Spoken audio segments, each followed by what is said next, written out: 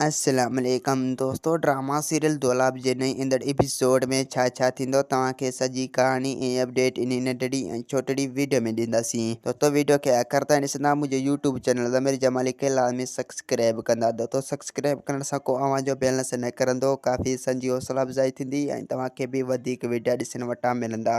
ऐं ॿिए पासे दोस्तों हाणे तव्हां ॾिसंदो त कर्रनि खां पुछंदो त हाणे सोडल ऐं पीरल छा कंदा। तोखे पक आहे त इहे असांजे पोयां लगंदा, यानी मुराद ऐं अली खान के आज़ाद कराए वठंदा। असांजो भलो इन्ही में त असां केस तां हथ न खणूं। रेज़न चवंदो त असांखे केस तां हर हाल में हथ खणणो ई पवंदो, छो जो असां केस तां हथ न खयोंसीं त पोइ कमु ॻरो थी वेंदो ऐं रेस शाहनवाज़ बि असां ते कावड़जी पवंदो।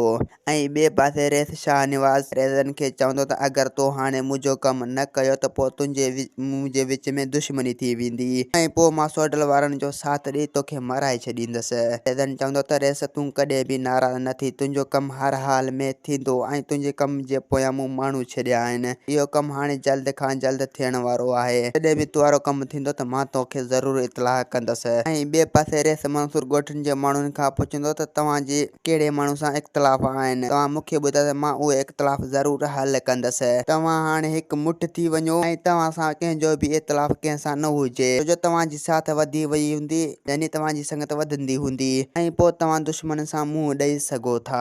ऐं ॿिए पासे हाणे तव्हां ॾिसंदो त ककर ज़िद कंदो। ककर रेज़न खे चवंदो त असांखे केस तां हथ न खणणो पवंदो, छो जो असां केस तां हथ खयोंसीं त पोइ इहो मुराद असांजे पोयां पवंदो, यानी पोइ असांखे मारण जी कोशिशि कंदो। रेज़न चवंदो त असांखे हर हाल में केस तां हथ खणणो ई पवंदो। ऐं ॿिए पासे दोस्तों हाणे तव्हां ॾिसंदो त रेज़न जेको आहे ककर जे मथां ज़ोर ॾेई ऐं मुराद ऐं अली खान जे मथां केस हटाए छॾींदो ऐं उन्हनि खे आज़ादु कराए छॾींदो। ऐं रेज़न ककर खे चवंदो त असां पंहिंजी ज़बान तां फेरी नथा सघूं, जो असां सोडल ऐं रेस शाहनवाज़ सां ज़बान कयो आहे, असांखे केस तां हथ खणणो ई पवंदो। ऐं दोस्तों ॿिए पासे मुराद ऐं अली खान जेल में रही न सघंदा, जो एतिरा ॾींहं जेल में रहंदा त पोइ ड्रामो मज़ो न कंदो। उन जे करे रेज़न हाणे तव्हां ॾिसंदो त हिननि खे आज़ादु कराईंदो।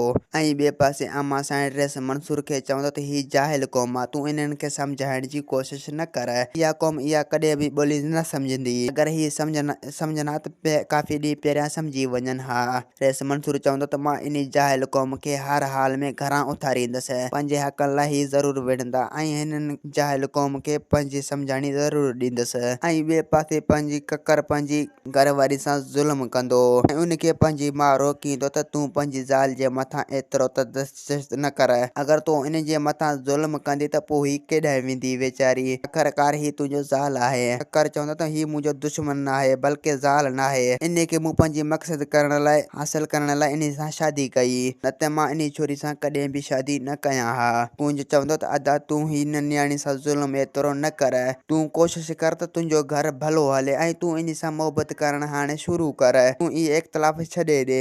ऐं ॿिए पासे कुंज ते ज़ोर रखंदो त मां तुंहिंजी हर हाल में शादी मिठल सां कराईंदसि, मां तुंहिंजो ॿिए हंधि काथे बि रिश्तो न कंदसि। ऐं ॿिए पासे कुंज ठारा सां मिलंदो, ठारे खे चवंदो त तूं हाणे मुंहिंजा फोटू डिलीट करे छॾ।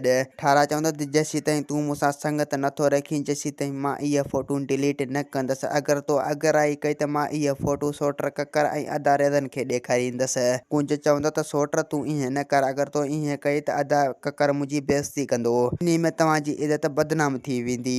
ऐं ॿिए पासे हाणे तव्हां ॾिसंदो त रेस शाहनवाज़ हाणे मुराद वारनि खे फसाइण जी पूरी प्लानिंग ठाहींदो, यानी उन्हनि खे हाणे काथे न काथे ज़रूरु फसाईंदो, छो जो दोस्तों रेस शाहनवाज़ शैतान आहे। दोस्तों असांखे ॾींदा हाणे इजाज़त, वरी तव्हां सां मिलंदासीं कंहिं नई ईंदड़ वीडियो में। जेसीं ताईं पंहिंजो ख़्यालु रखंदा। ख़ुदा हाफ़िज़।